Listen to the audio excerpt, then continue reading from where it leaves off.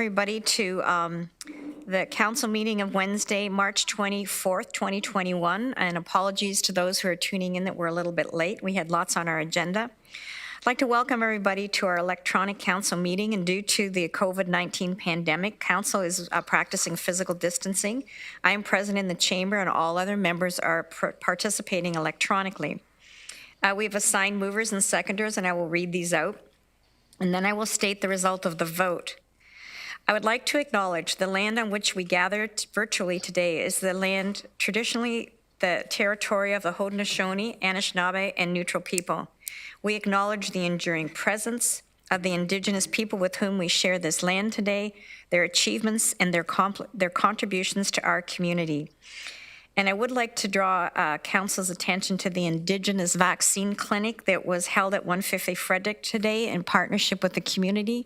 And it speaks to our ongoing commitment to continue to partner and allow the community to lead us through important issues that matter to our Indigenous neighbors. So thank you very much. Tomorrow is the first year anniversary since the declaration of emergency. And I have to tell you, when we all stop and reflect politically and personally and for our community what's that has meant, it is actually a year ago today that we did our very first Zoom meeting. And we were all very new to it, and it was voice only. So we've come a long way. I'm sure most of us have nightmares about the Zoom meetings we have missed or the ones we didn't, but would just like to say that it has been an incredible journey, and I am so proud of this community and this council for making brave decisions even during the midst of the chaos of a pandemic. I'd like to have a moment of silence. If you would all, you can stand if you want or stay seated. We have lost many loved ones over this year. I know there are people on this call that have lost them, and I know that there are people in the community. So I would ask that we have a moment of silence to remember those who passed away from COVID in the past year.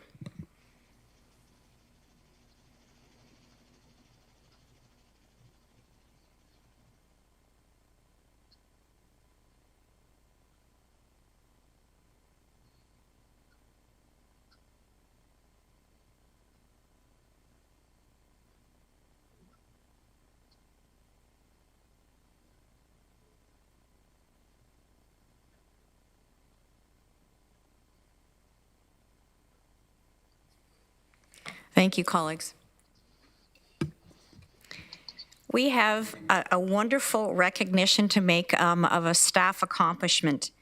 It gives me great pleasure to congratulate Regional Staff Member Martha Wolf, who works in the Community Services for successfully completing the Executive Diploma in Municipal Management Program from the Association of Municipal Managers, Clerks, and Treasurers of Ontario. Martha completed her final research paper entitled Provincial Change, Municipal Impact on the Employment Ontario Changes from the Region of Waterloo Perspective. This is a tremendous accomplishment. So Martha, on behalf of my council colleagues, we would like to say congratulations to you.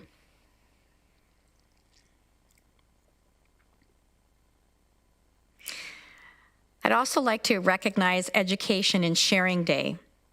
Today, March 24th, is known as Education and Sharing Day, recognizing the birthday of the leader of the Shabbat Lubavitch movement, Rabbi Menachem Mendel Schneerson. The Lubavitcher rabbi was a witness in some of the 20th century's darkest events and greatest tragedies. Yet he devoted his life to bringing healing by advancing justice, compassion, inclusivity, and fellowship worldwide. He was a tireless advocate for students of all ages, and through his work, he sought to foster exchange, understanding, and unity among all people. Waterloo Region is the home to an active, engaged, and thriving Jewish community. I want to thank Rabbi Moshe Goldman for bringing awareness to this day. Education and sharing is an opportunity for us all to reflect on the lasting contributions we make to our community as we continue on our journey of awareness of our diverse community. We reflect on brighter days ahead and a community and a world that is more just as we strive for equality and unity. I would now ask Stevie Natalachny to do the roll call. Chair Redman. Present. Councillor Armstrong. Present. Councillor Clark.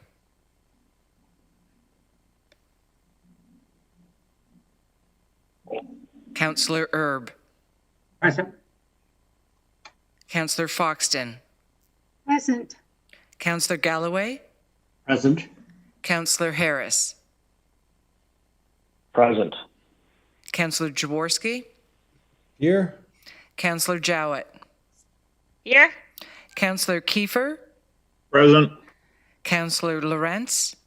I'm here. Councillor McGarry. Present.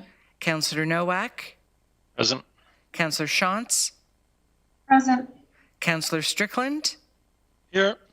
Councillor Verbanovic. Present. Thank you, all present. Thank you very much. I'll now entertain a motion to reconvene in open session. This is moved by Councillor Galloway and seconded by Councillor Harris. And I would ask you use your buttons to vote yes or no.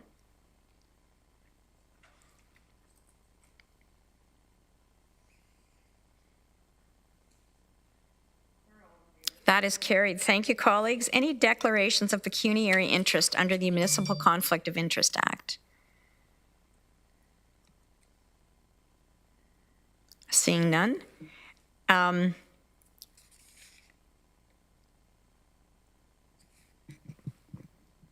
Okay, and no presentations, no petitions. We have no delegations registered. So colleagues, we're going to turn to the minutes of previous meetings. This motion is to approve the minutes from previous meetings as listed. It's A through K on your agenda, and it's moved by Councillor Jaworski and seconded by Councillor Jowett. I see no discussion, so if you would please use your yes and no icons to vote. That is carried. Thank you, colleagues. You received electronically your councillor information package. Does anyone have any issues that they want to talk about? Okay, Councillor Clark from that package, go ahead. Thanks, Chair. I just want to draw Council's attention to the Region of Niagara resolution that's contained in the information package, as I will be bringing at the appropriate time this evening a notice of motion on the same matter. Thank you. Do you want to speak to it, or are you just drawing our attention to it at this point? I can speak to it now if this is the right time, or 17 is the notice of motion, but I'll speak to it now since I've raised it. We currently have 340 households on the chronically homeless wait list in Waterloo region. That's the wait list for supportive housing, and that number is climbing. Despite the great efforts and success of the region and of our partners. And the people that remain on the wait list and the people who continue to be added to the wait list are people who are not being successfully housed because what they really require is supportive housing.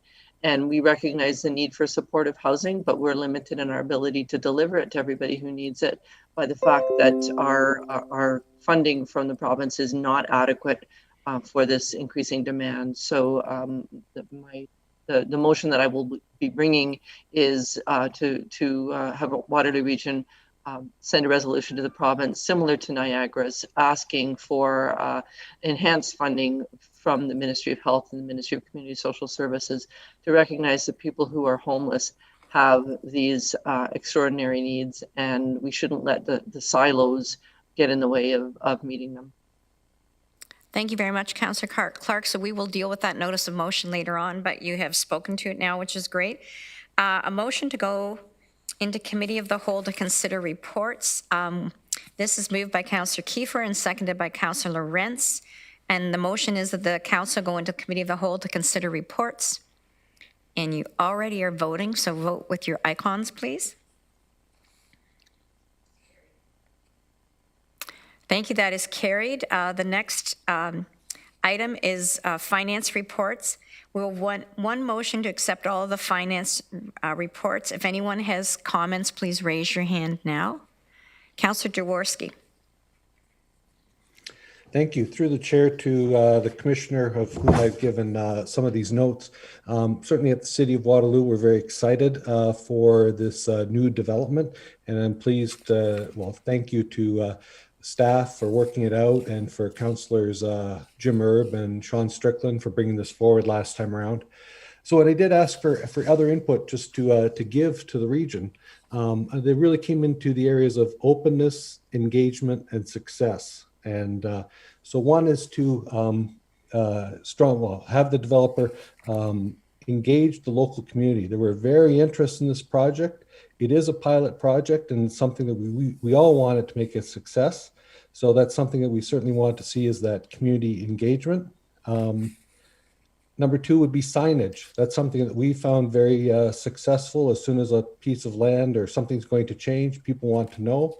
So having signage that would have certainly the name of the developer and a contact point would be very useful for the community.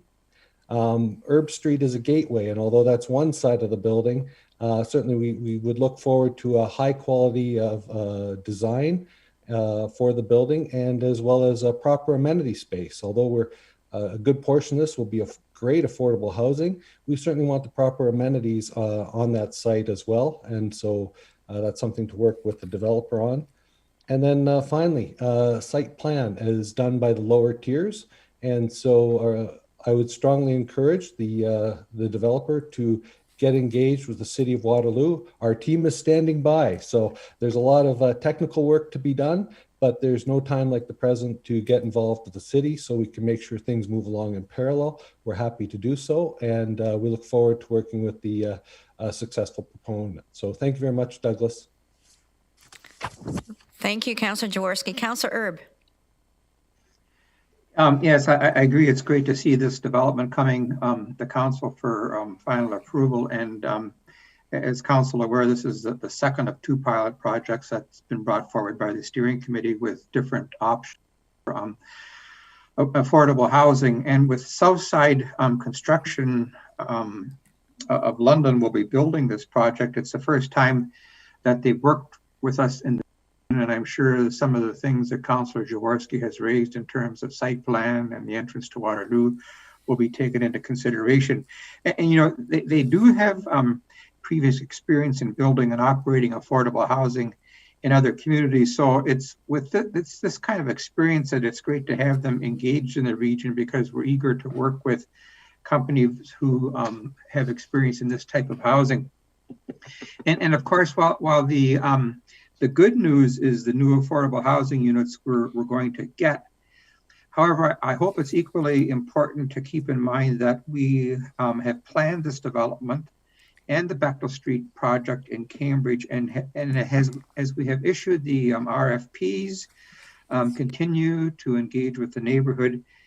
We need to maintain an open mind to these pilot projects and see them as learning opportunities that will inform us going forward with other developments, and that we're willing to accept input from the community on how we might develop future projects. And so thanks to staff for getting us to this point with these two projects, and what's still ahead for getting the shovel in the ground. Thank you. Councillor Galloway, please go ahead. Well, thank you, Madam Chair. I just want to congratulate the staff as well for getting this out on the street quickly and getting the response. And here we are today approving this. I think it's a really good project, but I'm hoping, because it's a pilot, some of the learnings from this is going to be like, how many units can we expect in future similar types of developments that would be affordable? Could it be a higher proportion than the number in this particular building, and the level of subsidies, could they be deeper? So I'm hoping that the report that will come out, I'm sure at some point in time as a result of this pilot, we'll be able to address those questions, so that if we do go out again with a similarly based type project, that we might be able to push the envelope a little bit, or a lot, depending on its success in terms of the number of market units vis-a-vis subsidized or affordable units. So I'm sure staff will be keeping that in mind as part of their report, but I just wanted to mention that. I think that's a essential element of the learnings from this project. Thank you, Councillor Galloway. Councillor Jowett, please go ahead. Thank you, Chair Redman. I agree with everything that's been said. I'm ready to move on to defibrillators. Am I too soon, do you think? Is everybody ready to do that? Oh, okay. So item C and the report that starts on page 14, and I'm looking at it and just want to drill down a little bit. I do see that we're purchasing 49 of them, but I don't know the difference between the purchase and the maintenance agreement. Is the maintenance agreement, is that an annual cost? So if I could just kind of get the delineation between the two, what's the purchase and what is the maintenance? And maybe I missed it. So these are the defibrillators for the paramedic services, just for people who aren't looking at the agenda the way we are. Mr. Dyer, do you want to answer that? Through Madam Chair, I don't have the numbers at my fingertips, but I'll get them and send them to Councillor Jowett. Thanks, Craig. I really appreciate it. I'm sure it makes sense. It's just, are we entering into a repeatable or a renewable annual maintenance agreement with them? And if so, what does that look like comparatively? Because we just have a block number here, which I don't have a problem with. But it kind of relates back to another question I had, which is the report just before it on the conveyor building, where we have two line items. One is consultant fees and the other is project management fees. And am I to understand that those are fees that are directly associated with transfer payments to staff?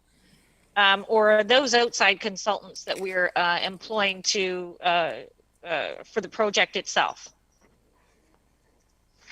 Mr. Dyer, are you still on the hook for this one, or should we look for Mr. Schmidt? Yeah, sorry, Craig, it's your turn tonight. That's okay, and I'm just going to take a quick look. If I suspect that our references to consulting would be for external third-party consultants, and a reference to project management fees would be internal staff costs. But I will confirm that just to be sure that I'm correct. Okay, I don't want to get too caught up in the weeds. I just want to understand those little pieces. So I appreciate your indulgence. Thanks. Okay, Councillor Verbanovich, I saw your hand go up and then go down. Have you thought better of your intervention, or did you want to make a comment? Oh, sorry, I didn't realize it went down. Thanks, Chair Redman. And just on the housing project, I'm certainly pleased to see it moving forward. I think it's an important further step in where we're in the investments that we're making. I do want to somewhat echo Councillor Galloway's comments, though I personally would like to see us work as much as possible with the not-for-profit sector. I think there is a place for the private sector in these, but I also think that we need to explore how we can maximize the opportunities, both in terms of length of time, as well as the number of units overall going forward. And so I welcome that discussion with a report from staff as we look at future opportunities in this space. Thank you. Thank you. Councillor Erb, go ahead. Well, just to remind Council that the not-for-profits were included in the distribution of the RFP and had the opportunity to respond to this as well. But taking everyone's comments, certainly the learning of the pilot project will be how we do this again. But the not-for-profits were invited to participate. Thank you for that, Councillor Erb. Councillor Clark. Sorry, I was on mute. Thanks, and I think that I agree with everything that's been said. I think that we did want to test out ways to involve different partners, including the for-profit, and I think that that's an important part of the work we're doing. I suggest, though, that this particular project, because it did have a requirement for very high density, was probably prohibitively expensive for the not-for-profits to participate in. And I say that as a not-for-profit provider. I think that smaller projects that maybe don't require in excess of 100 units would have more response from the not-for-profit sector. Thank you for that. Councillor Bavanovich. Yeah, just very quickly. I mean, I wasn't going to go into a lot of detail, but certainly I did have some feedback from the not-for-profits around our proposal and some of the challenges that it presented, and so I think part of that review, at least what I'll be looking for, is our engagement with that sector to see what were the challenges with the call as we presented it this time, and what are the changes that would be necessary to get them engaged in the future. Thank you very much for all of your interventions. So, colleagues, it has been moved by Councillor McGarry and seconded by Councillor Nowak. So we're voting on items A through H. I would ask you to use your icons and vote yes and no.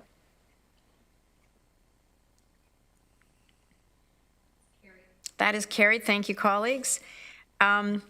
We now have a report, development charges transaction report for information, and I'll ask Mr. Dyer to make some comments on this report.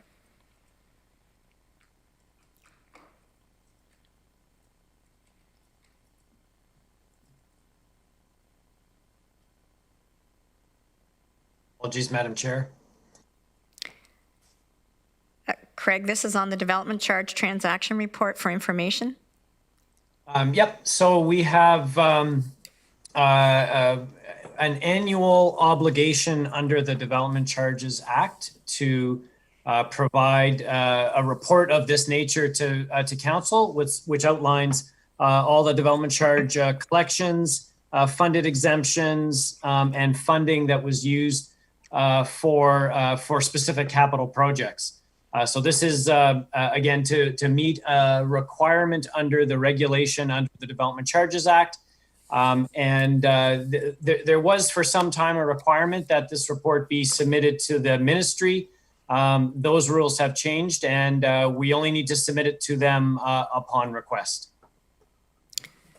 Thank you, Mr. Dyer. Are there any questions? This is for information, colleagues. Seeing none, thank you very much, Mr. Dyer. Committee of the Whole, I'll now take a motion to approve the summary from the Committee of the Whole, March 9th, 2021. And we will take item 3 separately as Councillor Clark has declared a pecuniary interest in that item. So will we do 1, 2, 4, 5, 6, 7, and 8? Are there any questions? This is moved by Councillor Galloway and seconded by Councillor Shantz. I see no questions. Could you please use your voting icons?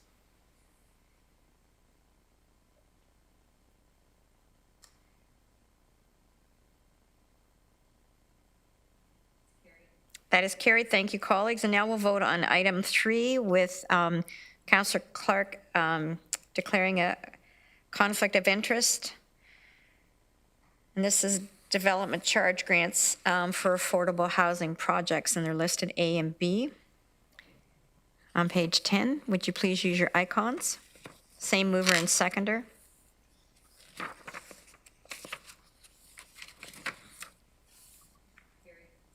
Thank you. Colleagues, we will now move to the closed Committee of the Whole. It is attached. And so we'll vote to approve the closed summary for the Committee of the Whole. This is moved by Councillor Galloway, seconded by Councillor Shantz. One of them has to do with the location at 3015 King Street East. It's a transit shelter pad. Okay, if you would please vote with your icons, yes or no.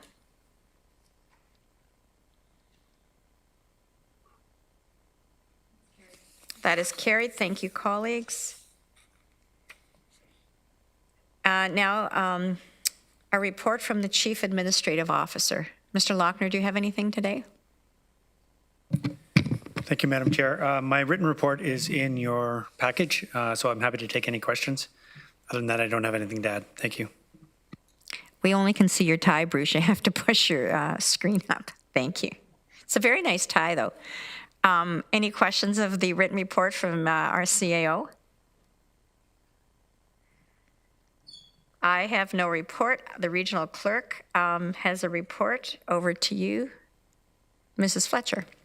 This is for ratification of Sunnyside Home Foundation members. So this is moved by Councillor Erb, seconded by Councillor Armstrong, and it's the Waterloo Region ratify the appointment of Steve Moores to the Sunnyside Foundation Board for a term to expire January 2025, as outlined in the attached report dated March 24, 2021. Councillor Lawrence. Yeah, thank you, Madam Chair. I just have one question, and it's the fifth point in that report. It talks about recruitment for the board through word of mouth, with existing board members being asked to bring forward candidates. Is this something that we've done for years? Like honestly, I've sat on many boards. I've never seen this, especially a public board, coming forward with this. So I'm wondering, where is this coming from? And because usually don't we ask people to apply and then we kind of go through the resumes? Or I've never heard of word of mouth coming from board directors to appoint somebody. Mrs. Fletcher? So with the Sunnyside Home Foundation Board, this is a separate incorporated body. And they have, in the past, because it's a very specialized work that these individuals do about fundraising for Sunnyside in the first place, there have been a number of people who have been recruited via previous board members for this particular activity. So this is not with respect to the operation of Sunnyside, but with respect to fundraising ventures. So it's been handled differently than some other particular boards and foundation work that we do. Most other boards and foundations need to follow our current appointment policy with respect to their appointment to these boards, but this has been a very specific board with a very specific mandate. Councillor Renz? Is this part of our procedural bylaw right now? No, it is not. Okay. Can I ask that we flag that when we have the discussion on procedural bylaw? Because I understand where this is coming from, but I also know there are a lot of very capable people in this region that can raise funds as well. So I don't know. It just struck me as odd that we would do this by word of mouth with board members bringing forward candidates. I've never seen it. Thank you, Councillor Rentz, for flagging that. And you're asking a process question that will be separate from this and does not reflect on the fact that we're ratifying an individual. Correct. It's a process question. Okay, thank you. Councillor Vravanovich. So just, I guess, speaking to what Councillor Rentz is raising, I think this would be a good conversation for us to have. This is not unlike some boards that we have at the municipality, where the board certainly encourages recruitment. The board provides council with their selections based on what they're looking for, but it ultimately is the advertising for the positions goes through city council's advertising and recruitment process, so that we open it up widely to citizens and then select the best candidates. I'm sure the board has done that in this instance, but I think from a transparency point of view, it's something that we should look at more broadly for the future. Thank you very much. And staff is taking under advisement that we will take away our appointment process and protocol and envelop all of regionally associated boards and bring that back at a future date. So if that satisfies everyone, and again, we are being asked to ratify the appointment of this individual. It's been moved by Councillor Erb, seconded by Councillor Armstrong. I see no other speakers, so could you please use your icons to vote yes or no? That is carried. Thank you. You are fast voters. Other matters under consideration is the temporary public art. This is a Kafka festival. There is a recommendation that's been moved by Councillor Clark and seconded by Councillor Galloway recommendation reads that the Region of Waterloo support a temporary public art installation along the Ion Rapid Transit Corridor as part of the Contemporary Art Forum, Kitchener and Area Kafka Biennial Public Art Festival with funding of up to $18,500 from the Public Art Reserve as set out in the report that is attached, dated today's date. So it's moved and seconded. Is there any discussion? Seeing none, I would ask you please use your icons to vote yes or no.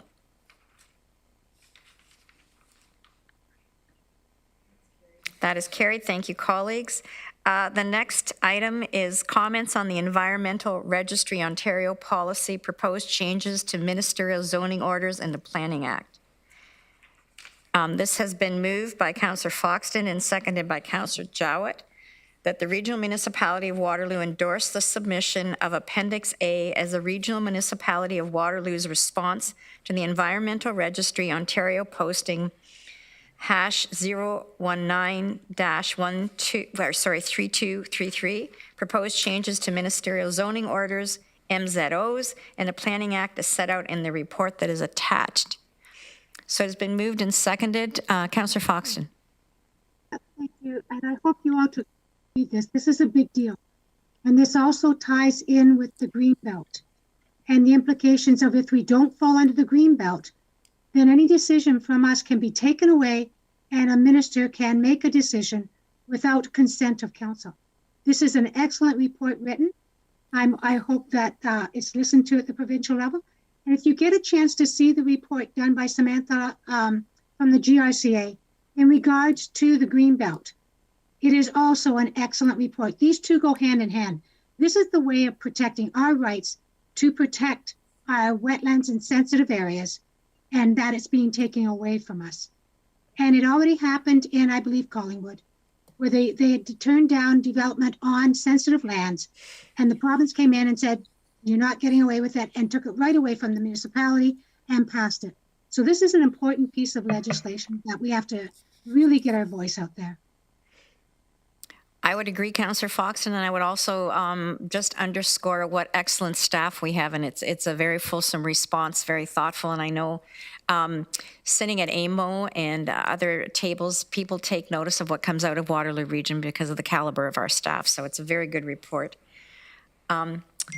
I see no other speakers, so please, it's been moved and seconded by Councillor Foxton, moved by Councillor Foxton, seconded by Councillor Jowett, which seems terribly appropriate. And I'd ask you to use your icons to vote yes or no.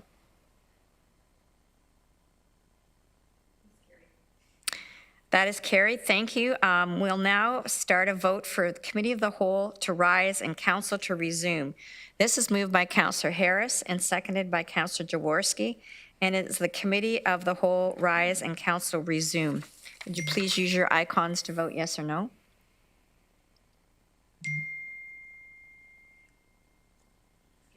That is carried. Thank you. We'll now start a vote to adopt the proceedings of the Committee of the Whole, moved by Councillor Jowett, seconded by Councillor Kiefer. And this motion is that this Council adopt the proceedings of the Committee of the Whole. Please use your icons to vote yes or no. That is carried. There are no motions before us. There is, however, a notice of motion that Councillor Clark spoke to earlier. At this juncture, I don't know if you want to add anything to, it was a very good description, Councillor Clark, or ask if any colleagues have any questions of Councillor Clark. This will come back to the next council meeting. Councillor Clark? Yeah, that's all I would add is that I'll be bringing April 21st, I believe it is, council meeting, and we'll, of course, circulate it in advance. Thank you very much. We look forward to that. I have nothing under unfinished business, other business. So I would now ask Dr. Wong to provide a COVID update. Welcome, Dr. Wong. You have the floor. Thank you, Chair Redman. Thank you, everyone. So I'd like to ask Kathy Prosh if she could project my slides. Thank you. So if you could go to the first slide, please. Thank you. So our weekly case rates have been relatively stable within the lower end of the red zone for a few weeks, and in more recent days has dipped slightly into the orange zone. Our weekly incidence rate has dropped below 40 cases per 100,000 per week for the first time since mid-November. Our current incidence rate is approximately 37 cases per 100,000 per week.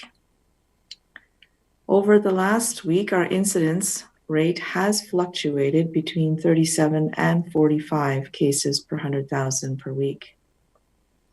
We are currently managing 235 active cases and 16 active outbreaks. Taking into account interim data, our latest percent positivity is 2.2%. This has fluctuated between 1.7 and 3.7 over the last week. Our latest reproductive rate sits at 0.9 and has fluctuated between 0.8 and 1.1. It is too early to determine at this point if we would be able to move into the orange level of the Ontario framework. What I can tell you is the province generally looks for stability for a couple of weeks at a lower level before moving an area to that lower level of the provincial framework. Ontario overall is experiencing a resurgence of cases, and we are not immune to that. These rates are a reflection of the good work our community has done to date with public health precautions, but we have to keep those up. We cannot let up now because we are in a risky period. Next slide, please. One of the reasons we are at risk is because of the growth of the COVID variants. Over the past several weeks, we can see how the number of variant cases has grown in Waterloo region. On this graph, you see the total reported numbers by week. As of today in Waterloo region, 303 total variant cases have been identified. 22 have been confirmed as the B117 variant, and the other 281 have screened positive for a variant. At this time, our percentage of cases that screen positive isn't growing as quickly as it is in Ontario overall. The weekly percent positivity for cases tested for a variant from March the 11th to 17 was 31% for Waterloo region, 48% for Ontario. Next slide, please. This graph from Ontario's science table illustrates the growth of variant cases in Ontario overall. This type of acceleration is what provincial experts had anticipated. In Ontario, more than 15,000 cases have screened positive for a variant, and the percentage of cases screening positive across Ontario is now nearly 50%. Next slide, please, and this will be my last slide. This past weekend marked the first day of spring, and with spring comes many holidays celebrated in our community. COVID-19 can spread easily when we have close contact with others, which is why it is critical that we keep up public health measures as we are planning any upcoming holidays or celebrations with family and friends. Avoid all social gatherings with anyone not in your immediate household. Limit trips outside your home to essential trips only, such as going to work, school, or getting food. Practice physical distancing. Wear a face covering. Wash your hands often. Avoid enclosed, poorly ventilated spaces and crowded places. Now is a good time to get outdoors and spend time there. And stay home when you are sick and seek testing. COVID-19 is still active in our community. Our rates today reflect the actions we took 2 weeks ago. As the weather improves, we must keep up with public health measures today if we want to see continued improvements in the coming weeks and months. Our actions have made a difference and can continue to do so. Thank you very much. Thank you so much, Dr. Wong. Councillor Lorentz, please go ahead.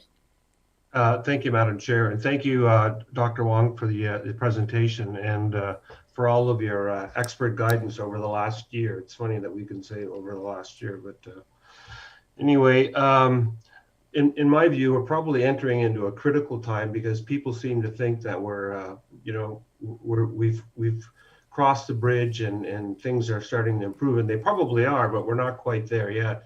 But one of the questions that I get quite a bit is, when do we think we're going to be moving into the orange level? And I'm wondering if you could just kind of go over that criteria for us so people have a better understanding of what it would take for the region of Waterloo to go from red to the orange.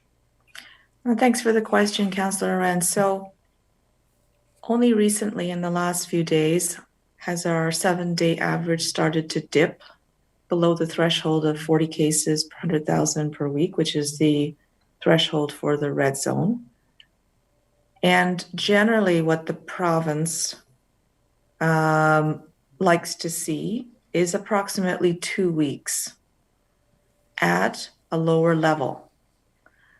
So approximately 2 weeks of indicators in the orange zone before it would move a region from red to orange.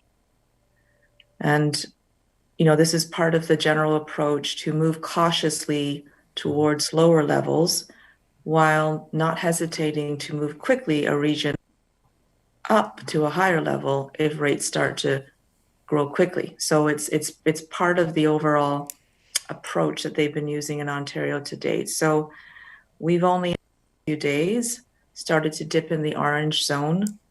And so I would not expect any changes to our zone this week. Okay, thank you. Thank you. Councillor Jowett, please go ahead. Thanks, Chair Redman. Thank you so much, Chair Redman. Sorry, I'm in the dark here. I can't reach my light switch without moving. So anyway, thanks so much, Dr. Wong. I appreciate the clarity on the orange thing because I think we're probably all getting that question. Mm-hmm. When you tell us to seek testing, can you help me understand a little bit more clearly when this should happen? I've had a few calls of people who have gone in for testing and have been sort of felt like they were grilled as to why they've come in. And I said, probably because maybe they're busy and they want to make sure, or they're doing it for contact tracing. But I said, I really can't be sure. So I want to be able to understand, like, why should we turn someone away for testing ever? I know that the province has been very vocal about anybody who needs a test should get a test, but I really just don't know where the pinch point is. Dr. Wong? Yes, so thanks for the question. Yes, testing is overseen by our testing partners, the hospitals who run assessment centers. Right. They are following provincial guidance, which hasn't changed lately, with respect to who can have a test, and it's who the province considers would need to have a test. So generally that group would be those who have symptoms, as well as those who have been in close contact with the case. So it doesn't include, for example, someone who is asymptomatic and hasn't had any contact with the case. And so sometimes people would like to be tested for that reason, and they are currently not eligible for that under the provincial framework for testing. Oh, that makes specific sense as to why I got that call. So thank you for that. That really helps me. Are you in a position to be able to clarify specifically what's happening with the second vaccine, or should we be waiting for that? I know it's a fairly ambiguous response right now, at least it feels like it, but do you have any clarity on the second vaccine, whether it's a danger to prolong it or not, or are we holding them back? what is happening to secure the safety of our constituents with regard to the pressure around that second vaccine and the time frame that the actual producer believes it should happen within. So, Councillor Jowett, this is the interval between your first shot and your second shot. It's now been extended by the province past the 21 and 28 days, and you're wondering Correct. why we're doing that. Okay. Dr. Or Wong? not even that, maybe even just from a scientific perspective, can we assure our constituents that they will be okay? Like, we're getting I don't know if other people are, but I keep getting a lot of calls, and I say you should call public health, and then they say, well, we don't get an and I know, and I don't want to make a big deal about it because I know you guys are probably running around quite feverishly. So even if we just have a better understanding that at a lower level. Dr. Wong's got a great answer for this. Yeah, Good. Looking forward to it. The National Advisory Committee on Immunization, which is the expert body that provides advice on such matters to the provinces and territories, they provided a recommendation that provinces could choose to prolong the interval between the first and second dose of vaccines that we have available in Canada right now that require 2 doses, and they took a look at the body of evidence and said that this was something that provinces could do, and that province of Ontario has decided that it will it has extended the interval between the 2 doses, and this is a direction from the province. So across the province, unless you are a resident of a long-term care home or retirement home, your second dose will be moved out 4 months from your first dose. And so the purpose of that really is to provide a first dose, which has shown very high levels and very sustainable levels of protection, to many more people until such time as we have a very good supply of vaccine, in which case, we could easily give the second dose to people that have already had a first dose, as well as give additional first doses to people. So it would provide a much greater benefit to the population and the community as a whole, in order to be able to give a first dose to many more people earlier than if we held to the manufacturer's interval of 21 and 27 days. And, I fully support this recommendation. I believe it's very important to try to offer protection to as many people in our community as quickly as possible. And, this is an issue that continues, obviously, to be monitored by the provincial and federal expert bodies that look at this, including the expert body NACI. And, if there are any changes to the recommendations that need to be made, they will make them. But at this time, that is the recommendation from NACI. That is the position that Ontario has taken, and I fully support it. Councillor Jowett? Thank you for that. Like, I understand. Yes, thanks, Chair Redman. I do understand that there are many moving parts and jurisdictions to this. So I appreciate you for putting it right on the line to it's been recommended and that you support it, because as soon as you say you support it, I know that you have the credibility in this community that helps carry the weight of the decision. So I do really very much appreciate you taking that stand on it. So thanks very much, Dr. Wong. Councillor Erb and then Councillor Clark. Councillor Erb, go ahead. Thank you, Madam Chair. And first to Dr. Wong and your team, I hear nothing but compliments on the the efficiency of the clinics that are operating, how well people are being, their appointments are on time, they're being treated there. And so kudos to you and that's making all that happen. I have a question, and I was offline just for a few minutes at the beginning of your presentation, Dr. Wong, so I apologize if you stated this, but I'm just wondering now that the most of the people that are over 80 have received their vaccinations, have we seen a decrease in positive cases in that category, or is it too soon for that to show up yet? I would say where we've seen the most impact so far is among the residents in long-term care homes, and in terms of the number of outbreaks in those homes, it's dramatically dropped off. And I do expect, it takes a few weeks after a certain population is immunized for us to start to really see the effects. So because the long-term care home and high-risk retirement home population were done in January and completed in early February, in recent weeks, we've really seen that effect. I would expect that,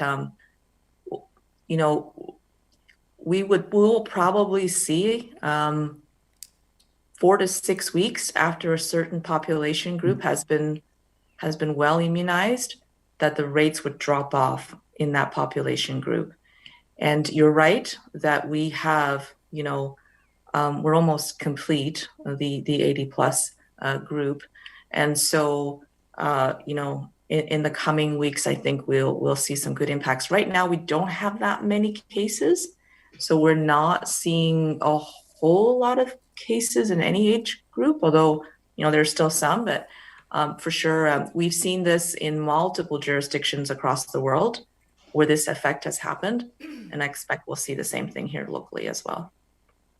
And I would like to just say that thank you very much for the relaying the compliments about the clinic. It really is a mass effort by many, many people on the task force, led by Deputy Hilton and Bruce and Chair Redman and others that are really to drive this. There's hundreds of staff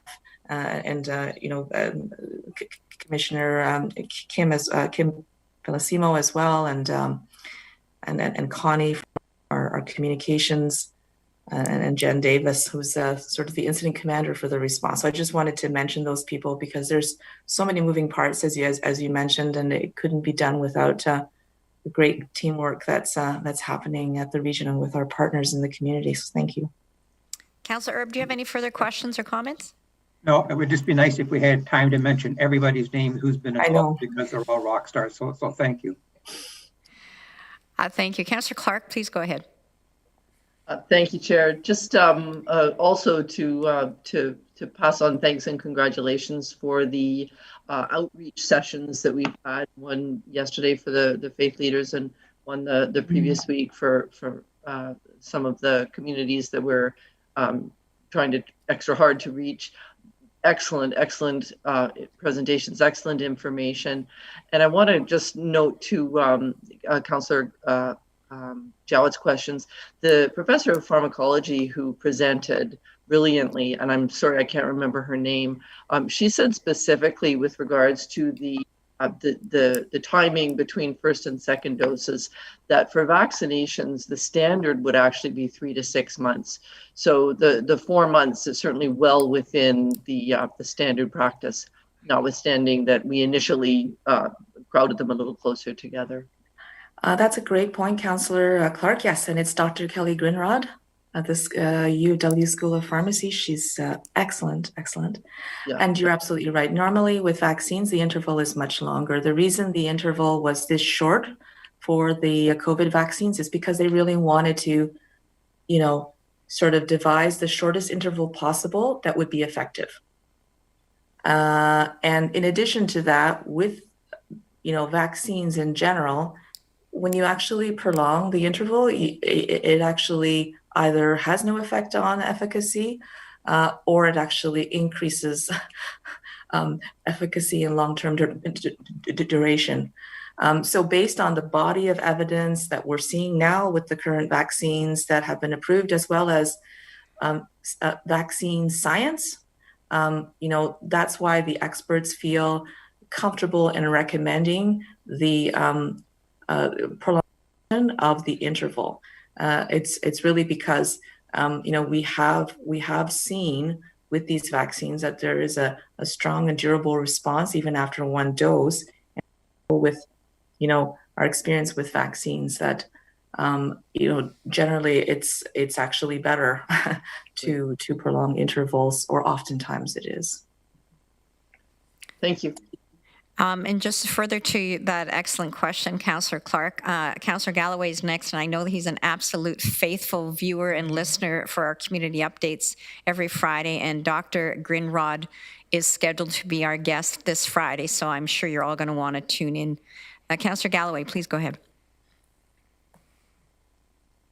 I wanted to talk about Dr. Grinrod as well. I was able to take in both of the sessions of the faith-based leaders, and each time she did the same presentation essentially, and it was really I learned a lot each time. And I've asked for a copy of her presentation for some people who I would like to forward it to, and I think it's probably going to be a resource that probably all members of council would appreciate.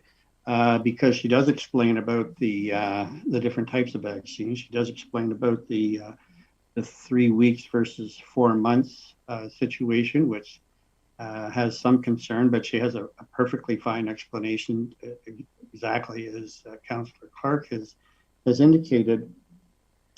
And I think it's great that she would be on the press media, the media thing, but I also understand, or at least I would be suggesting that she also present at a Board of Health meeting, because I think it's a presentation, if that's not already planned, it's a presentation that all of us, I think, can make use of, and then use her presentation and send it to people as we get people who are asking us questions. It's really well done, and she certainly knows all about it. So I look forward to the media event, but also possibly her doing something at a Board of Health meeting.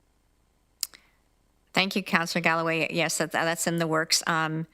Dr. Grinrod is almost as busy as Dr. Wong, so we have to sort of use her judiciously, but that's the plan. Councillor Jowett, please go ahead. Thanks, Chair Redman, and I appreciate time around her here, and also I'll keep it very quick. I really do appreciate the fulsome explanation here. I just think that that a lot of heat behind this extension on this time, and I'm looking forward to getting the written or the materials on this from. I was at one of the sessions for the different religious groups and different. Not that long ago, so I'm happy to see what Kelly has to present there. But I would literally like to put that in the newspaper or something, because so many people feel like we're shortchanging them here when we're really not. So if I can get a copy of that as soon as anybody sees it, I would like to have it and send it out. And I do think it wouldn't hurt to get it out in the media, maybe through TJ's office or whatever, Dr. Wang, because I think people are hanging on to this a little bit longer than they should, because this is a perfectly acceptable explanation. So thank you for that. We'll get on that, Councillor Jowett. Great suggestion. Councillor McGarry. And thank you, and through you, Madam Chair, to Dr. Wong. Just wondering how long it is after somebody receives their vaccination that they have as much efficacy as possible, or that when do they know it's kind of at its maximum benefit post-vaccination? Well, we actually are still, following the people that were vaccinated earlier, like around the world, and continuing to see how they're doing. But so far the evidence is showing that first dose is very effective, and it lasts. It's the immune response is staying very strong. And when you see that, you don't see it drop off like this. Like that doesn't happen, right? Like you start to, if you start to see an immune response go down, you will see it start to go down. But so far what we're seeing with Pfizer and Moderna and AstraZeneca as well is that even though we don't have it yet in our region, is that the strong response is sustained. And so that's really one of the basis for the prolonging of the interval. And we'll just have to continue to monitor to see how long that keeps going. But we do want to add a second dose at the 4-month interval so that we can, that's more like to boost the response and to make sure that the response lasts longer. And so we'll have to follow the population as it goes along to determine the long-term duration of protection. But so far the results in terms of the protection remaining strong and enduring is very positive. This is really everything we hope for whenever there's a vaccine, and we don't always have that with vaccines. Yes, I guess around the world, since COVID is still going on, we get a better, test tube of time right now. And how long does it take to really take effect once somebody gets the vaccine? Is it pretty well effective immediately? That's a great question, Councillor McGarry. It takes 12 to 14 days. So people should expect that it takes 12 to 14 days before they're protected after they get their first shot. Thank you, and thank you, Madam Chair, to allow me to say to Dr. Wong, congratulations to you and your team, and congratulations to Deputy Police Chief Hilton for the vaccine rollout. It's been great. Thank you. I'll pass it on. Thank you. Not without its challenges, right, Dr. Wong? Oh, yes. Thank you very much for that update. I see no further questions, so thank you very much. Sorry to keep you this late. You probably have a few phone calls you still have to make, so thank you, Dr. Wong, on behalf of the 630,000 people that we all serve. Thank you very much, Council. Good night. It's now time for questions. I don't know if anyone has questions, but we're going to go back into close. We have some of that agenda that we have not yet finished, so we will go into closed. And just for those watching the live stream in the media, we will come back out to finish our agenda to approve bylaws, as there may be some coming out of the closed session. So we don't need a motion. Okay, so I'm going to suspend. I'm going to give everybody another 7-minute bio break. And we'll see you back here in camera.